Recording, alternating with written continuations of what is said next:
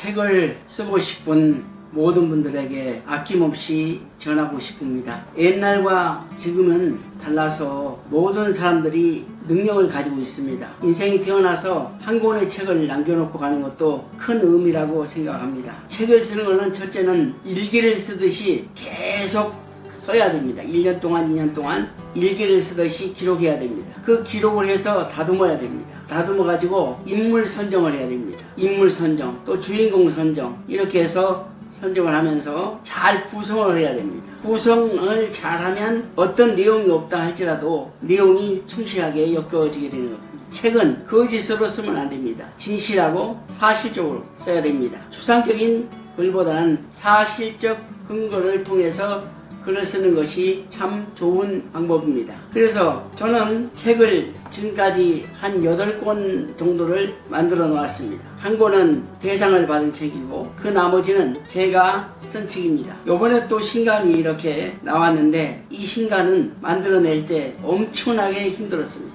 계속 잠을 자지 않고 책에 대한 구성을 어떻게 해야 되는가, 독자가 이 책을 봤을 때에 어떤 마음을 가져야 되는가, 이 고민을 하면서 구성하는데 매우 힘들었습니다. 소설은 생명은 구성입니다. 구성을 잘하면 히트를 치고 구성을 잘못하면 책의 의미가 하나도 없는 것입니다. 사람이나 책이나 모든 것들이 생명이 있어야 됩니다. 생명력이 있어야 되는 것입니다. 그래서 책에 대한 생명력을 만들어내기 위해서 어떻게 구성을 하는가, 주제는 어떻게 잡아야 되는가. 예를 들자면 우리 어머니가 어떻게 고생해서 자식을 낳는가, 자식을 길렀는가, 자식을 성공했는가, 이런 주제를 잡을 수도 있습니다. 또한 나의 사랑하는 자식을 위해서 주제를 잡을 수가 있습니다. 여러 가지 주제를 잡아서 책을 만들어내는 것은 아주 좋은 방법입니다. 저는 그렇게 해서 간단하게 지금까지 미친놈, 나는 무죄였다, 나는 서울의 거지였다, 왜 신뢰함의 종이 울릴 시간이다, 빈 깡통을 채우라, 이렇게 철학적인 제목을 지었습니다. 마지막으로 글을 써놓고 이제 교종을 봐야 되는데 교종 교율은 천천히 연구해 가면서 보면 됩니다. 네이버에 치거나 다른 곳에 쳐서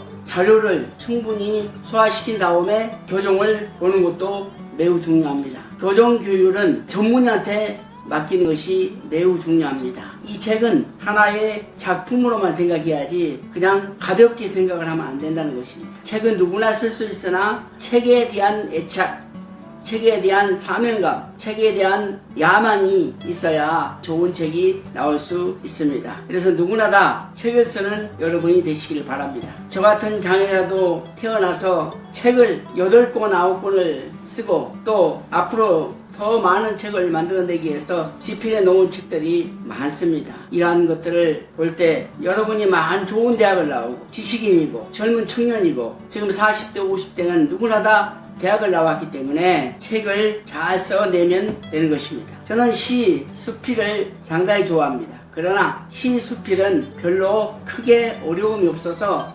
소설을 만들어냈던 것입니다. 소설의 생명은 반전입니다. 반전이 어떻게 이루어지느냐에 따라서 소설에 대한 큰 의미가 오게 되고 또 읽어가는 독자들이 큰 감동을 받을 수 있습니다. 여러분도 누구나 다 작가가 될 수 있습니다. 글을 쓰는 행복한 사람이 될 수 있습니다. 저는 제일 행복할 때가 글을 쓸 때가 행복합니다. 책과 연애할 때가 제일 행복합니다. 글을 쓰고 나면 내가 마음이 답답했던 것들, 내 고민이 많았던 것들, 내가 꿈을 가졌던 것들을 현실적으로 이루어지지 못했지만 책으로 다 기록했을 때 너무너무 행복합니다. 그리고 내 책을 보고 나서 전화가 오거나 독자들이 이 책을 보고 감동을 받았다고 할 때가 너무너무 행복합니다. 여러분 마음이 있는 곳에 뜻이 있듯이 여러분도 책을 쓰는 작가, 책을 쓰는 사람이 되시기를 바랍니다. 감사합니다.